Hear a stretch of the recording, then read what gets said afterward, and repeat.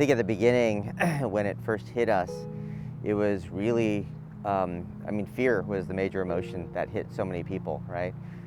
The unknown. Nobody knew what we were talking about. And as an ICU doctor, I pride myself on having a handle on everything and anything, being able to know how to meet a challenge head on.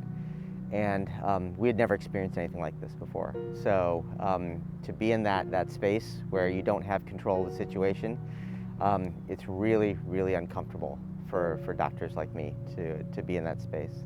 The biggest challenge is just making sure that we're doing what we need to do to make sure that we protect ourselves, which in turn protects the community really from the virus. So making sure that we have the proper protective equipment, making sure that we're taking those extra steps that we normally wouldn't do in an emergency situation where we have to take those extra 30 seconds. We're cops.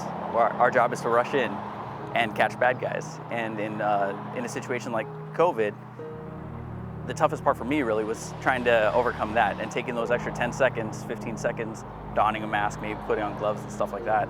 This area particularly has a lot of international travelers, and so very early on in 2020, we started to get cases. We didn't know what it was or sort of how fast it spread. We didn't know how deadly it was, what the fatality and mortality rate was.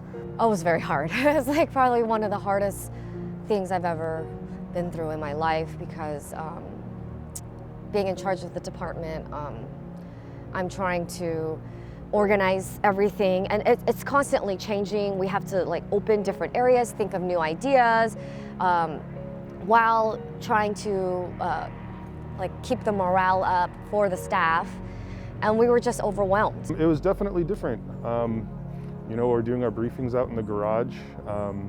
We were trying to social distance as much as possible. We were cleaning everything to make sure everything was sanitized and we weren't transmitting anything between us. We're very hands-on just by nature, and we tend to end up very close to the people that call us. Physically, there's really not a lot of way to mitigate that. So we really had to reinvent how we approach calls. I specifically remember when everything really changed for us here in the hospital. I remember that we admitted the first COVID in the ICU, and then suddenly it hit. And I remember the night before I was documenting my journey, and I woke up at 4 o'clock in the morning, and I just thought to myself, my life and my career are about to change forever. And I knew it. It was a gut feeling. And I remember walking up the walkway to the front of the hospital and knowing I have no idea what's going to lie behind these doors.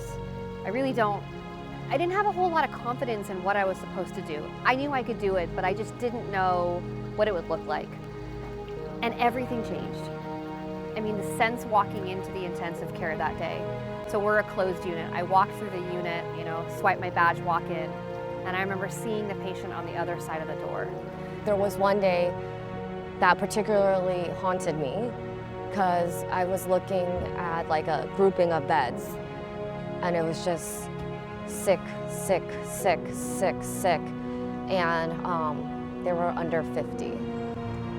There was a large group of a cluster that was under 50, and I was watching the strong. This guy was in his 40s. I was watching the strong 40-year-old man struggle to breathe. We were proning him. We were working on trying to prone him to help him breathe better, and he could turn himself. But this strong man that didn't have any other pre-existing conditions, struggling to breathe. And I just looked at him, and I was just and I just remember looking at him we're gonna get you feeling better. It's gonna get better. And he just looking exhausted from trying to breathe. That's when I'm wow, this is really scary. We're first responders. That's what we do. We go out and we handle calls for service. We don't have a choice, and we don't want the choice. We signed up for it, right? Yeah. So during the pandemic, we're just going to go. And as far as making adjustments and stuff like that, like I said, personal protective equipment, having extra information in our calls if somebody potentially tests COVID positive, those are things that we had to be concerned with or to keep in the back of our mind or be aware of. But essentially, again, our job is to go catch bad guys and help people. What's the way we do it in the fire service? We always adapt and overcome. I think that's the term that you'd probably hear most in the fire service, and it's been changing since day one. I think we've adapted well.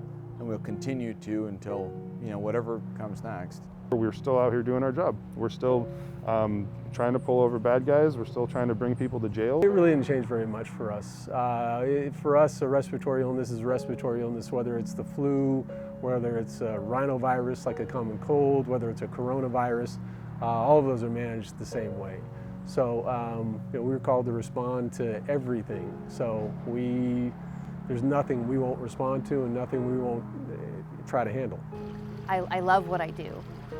And so yes, I was running on adrenaline. Every day that I walked into the unit, every day that I opened the door to another COVID room, donning, my whole gear, which felt like 10 pounds at the end of the day. I knew that I was there for a purpose to care for the patient. And it looked very different, it felt very different, but adrenaline and passion was exactly what kept me going and kept me coming back each and every day, because I knew that these patients needed us in a whole different way than we were ever trained to do. I am grateful that I have a career that I can help people and hopefully make a difference in people's lives.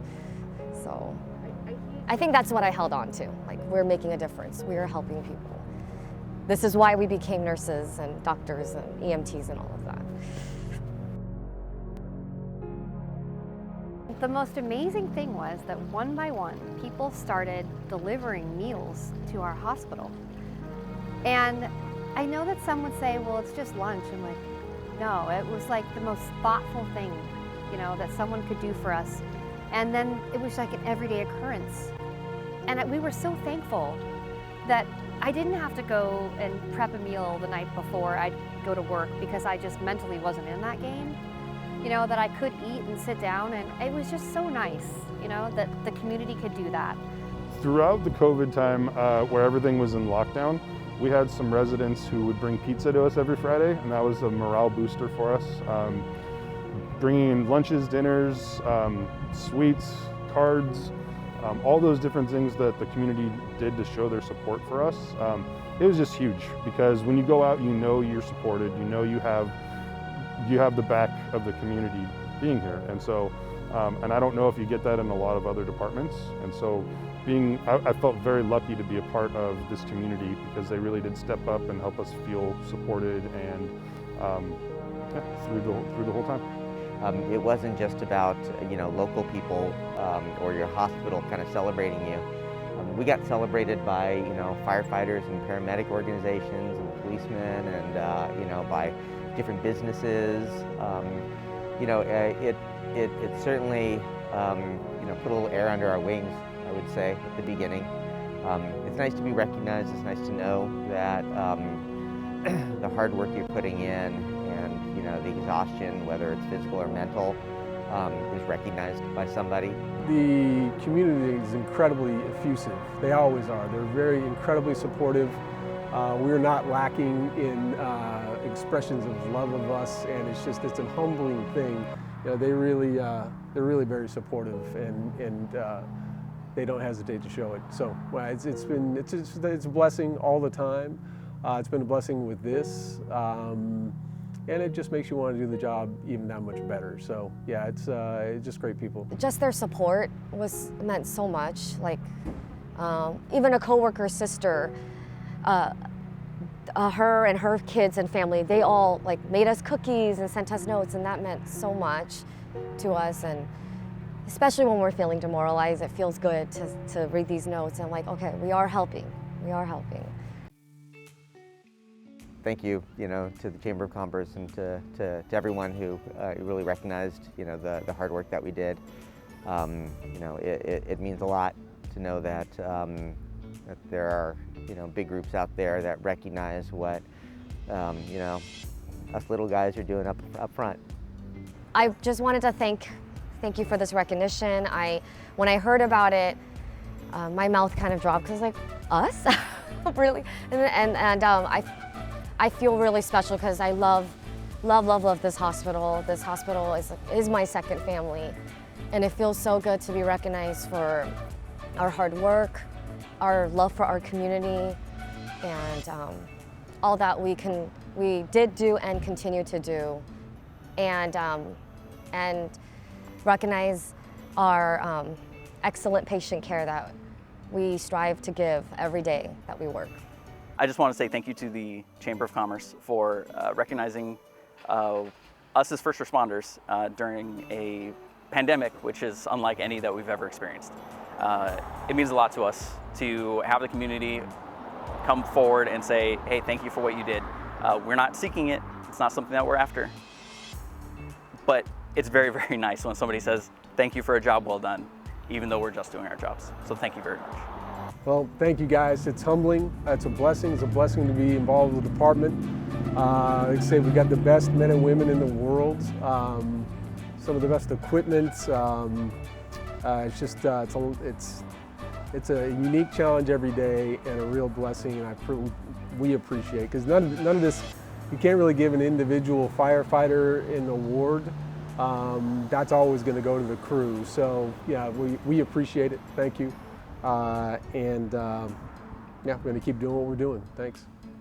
Well, on behalf of the Palos Verdes Estates Police Department, I want to say thank you to the Chamber of Commerce for acknowledging the work that we've been doing for the last year and a half. And it's an honor to be the recipient of that, and an honor to represent such a great department as the Palos Verdes Estates Police Department. So thank you very much.